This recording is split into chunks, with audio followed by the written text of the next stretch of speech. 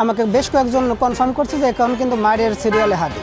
আমি জিজ্ঞাসা করলাম হাদিকে মারলে কী হবে, ও কি আর মারির ভয় পায়? সে আপনি জানেন যে আমি র্যাব 10 যাত্রাবাড়িতে 3 বছর চাকরি করেছি এবং এই অঞ্চলে আমার প্রচুর সোর্স আছে।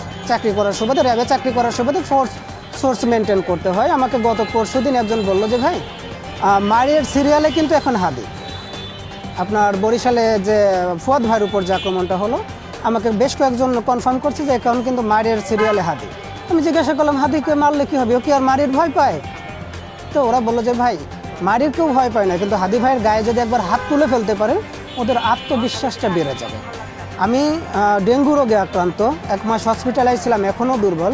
হাদি ভাইকে জানি যে উনি বললে আসলে শুনবেন না, উনি খুব ঘাড়তেরা মানুষ, উনি খুব সাহসী মানুষ, যার কারণে আমি নিজে এসে দাঁড়িয়ে আছি এবং সর্বোচ্চ চেষ্টা করব।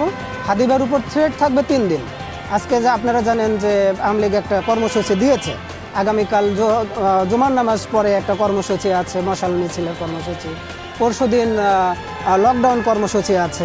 তো এই 3 দিন মিনিমাম হাদি ভাইয়ের সাথে থাকবো। যেহেতু কথা বললে উনি শুনবেন না, হাদি ভাইকে ভালোবাসি মন থেকে। হাদি ভাই কতটা রাজনীতিবিদ হয়ে উঠতে পারবেন সেটা নিয়ে এখন ভাবছি না, এটা দিনে দিনে মানুষ জানতে পারবে উনি কতটা রাজনীতিবিদ। কিন্তু আমি ওনাকে যেটা মনে করি, আমাদের আন্দোলন সংগ্রামের যে রেসটা ছিল, যে ট্র্যাকটা ছিল, এই ট্র্যাকের একদম বিশ্বস্ত রেসের ঘোড়া। আমরা কখনোই হাদি ভাইকে হারাই যাইতে দিতে পারি না এবং এটা বিশ্বাস করি হাদি ভাই যদি এই রানটা ধরে রাখেন, এই রান তিনি একদিন শেষ করবেন। আমার রাজনীতির এলাকা ছেড়ে আমি এখন হাদি ভাইয়ের পাশে এসে দাঁড়িয়েছি একটা মাত্র কারণেই, এই বিপ্লবী মুখগুলো, এই বিপ্লবী মানুষগুলো যেন কোনোভাবে আতঙ্কিত না হয়, এই মানুষগুলো যেন কোনোভাবে হারিয়ে না যায়। আপনারা ইতিমধ্যে দেখেছেন যে নুরু ভাইয়ের উপর কিন্তু একটা খুব গুরুতর, একদম জীবন নাশের একটা হামলা হয়েছিল। আপনারা দেখেছেন এনসিপির উপর একটা হামলা হয়েছিল, ফুয়াদ ভাইয়ের উপর হামলা হয়েছিল। হামলা একবার হয়ে গেলে তার বিচার কিন্তু আর বাংলাদেশে হচ্ছে না।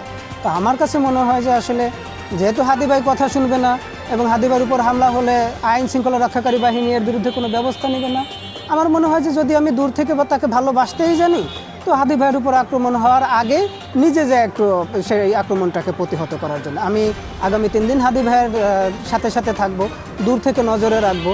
যেহেতু আমার নজরটা একটু তীক্ষ্ণ, আমি হাদি ভাইকে নজরে রাখার চেষ্টা করব যেন হাদি ভাইয়ের উপর কোনো রকম কোনো আক্রমণ না আসে।